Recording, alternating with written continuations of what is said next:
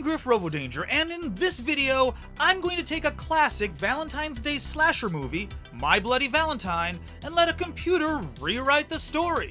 This is Scary Stories. So how does it work? I take actual scenes from a movie's plot, but then let an AI finish those scenes. Whatever wild detour the AI decides to take with the story, I have to do my best to get the story back on track. I'm also using AI to illustrate some of the AI-generated portions of the story, to the best of their ability. Let's begin! In the 1960s, a terrible series of events happened in a Canadian coal mining town named Valentine Bluffs. On the night of the traditional Valentine's Day dance, an explosion caused the mining tunnel to cave in, trapping the miners inside. Harry Warden, the only survivor, resorted to cannibalism to survive, eating the dead bodies of his dead co-workers. This depraved act made Harry go insane. The next year, Harry escaped from the government sex lockup Springfield Institute to come back for revenge, staying with Don, Lionel, and Harry Jr. Jimbo calls Harry the handsome anarchist and the naked Homer. Harry murdered the two men responsible for the accident the previous year by cutting out their hearts and placing them in Valentine candy boxes, with a note from Harry warning the town never to hold a Valentine's Day dance ever again, or he will come back to ensure it never happens. The townspeople resort to calling the mysterious masked cult the Ninja Clergy, so as to throw the real Ninja Clergy, the Church of Interspatial Affairs, off of Harry's trail. Wait, are the townspeople protecting Harry? While avoiding the community, Harry finds out that the machine the town is using to produce candy contains a giant alien android creature called the Boy. Harry goes to visit it, but it immediately sets out for Boston. Harry manages to trap it in a canister, but throws it into a trash can at a zoo, where it escapes. Harry forces the townspeople into suppressing their memories of Valentine and vows to revenge his and their lives with cannibalism. Harry starts his plan by murdering the town's pharmacist in front of his wife and children, and later terrorizing and nearly murdering another doctor. To avoid the Ninja Clergy's army of robotic zombies. Oh god, this is already going so far off the rails. Harry follows the zombies back to the Japanese Science Academy, where they have temporarily taken refuge. After a brief exchange of gunfire, Harry captures the scientists at gunpoint and threatens to execute them all. But the Ninja Clergy manages to subdue Harry, and he is returned to the mental institution in Canada. 20 years pass, and the town of Valentine's Bluff decides to hold their first Valentine's Day dance in 20 years.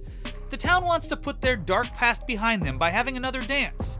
The younger people of the town are excited about it. TJ, the mayor's son, has recently returned from an unexpected departure where he tried to leave Valentine's Bluff behind, including his girlfriend Sarah. In the meantime, Sarah has begun a relationship with TJ's friend Axel. Mayor Hanniger and the town's chief of police, Jake Newby, get an anonymous box of Valentine's chocolates, and when they open it, it contains a gruesome human body with its organs rearranged in terrible manners, and the severed head of the town attorney, Ted Gergen. Ted was a petty and harsh man who loved scaring children and elderly people with old wives' tales that later he was never able to fight off the mysterious Valentine, who also scolded Ted about his cruelty. When Gergen was mad at a small boy's joke that involved the circus, he had the boy beat it and mutilate it. Oh my god. His body left completely dismembered. Jesus, Ted. All in the name of justice.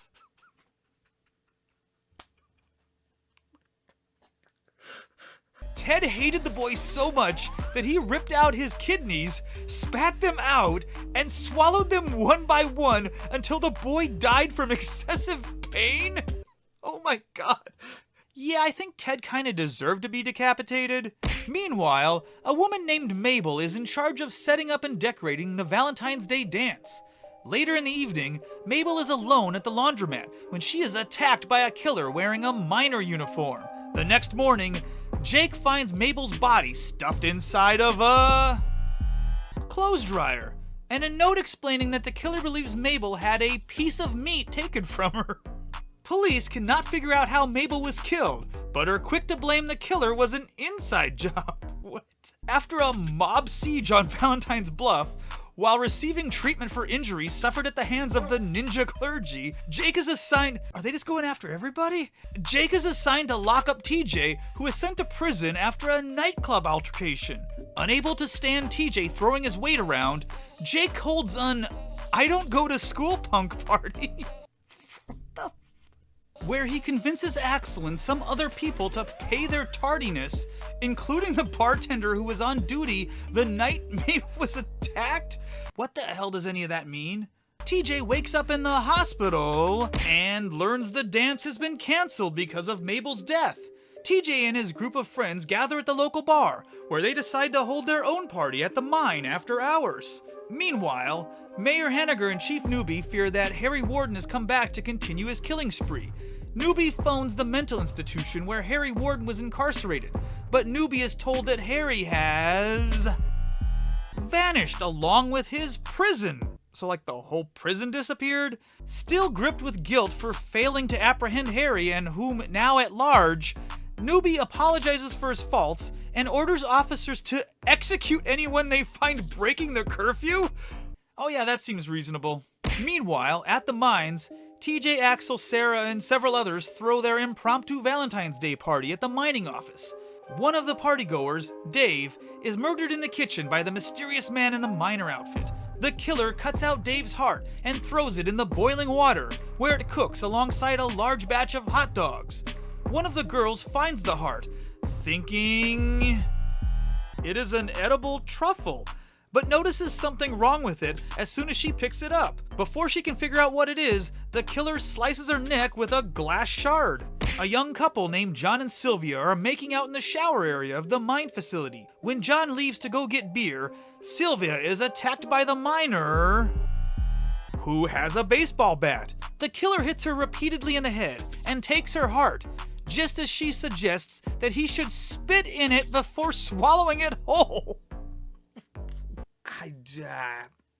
A group of partygoers decides it would be fun to go down into the mine. A couple, Michael and Harriet, go off into the engine room to fool around, and the evil miner kills them by feeding them to a giant termite.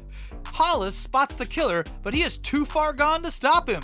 After TJ and Axel find out that the others went down into the mine, they take an elevator down to warn them and lead them to safety. They find Patty and Sarah and try to lead them out of the mine to safety, but the killer grabs TJ, and he is then speared by the hot water hammer. TJ survives the spear and is grabbed by a mysterious cloaked figure.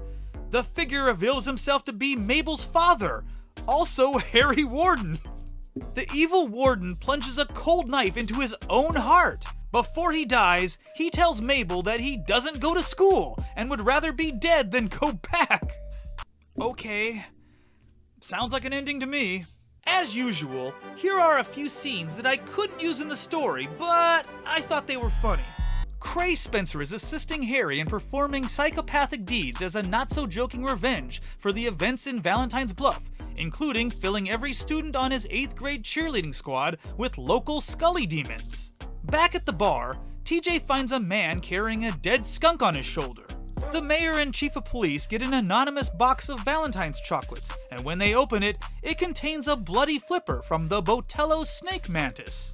The ninja priests leave and explode, killing Harry. Thanks for watching. If you enjoyed this video, hit that like button and let me know what movies you'd like to see done in the future. And if you're new here, check out this other stuff and consider subscribing. And until next time, later, Danger Seekers.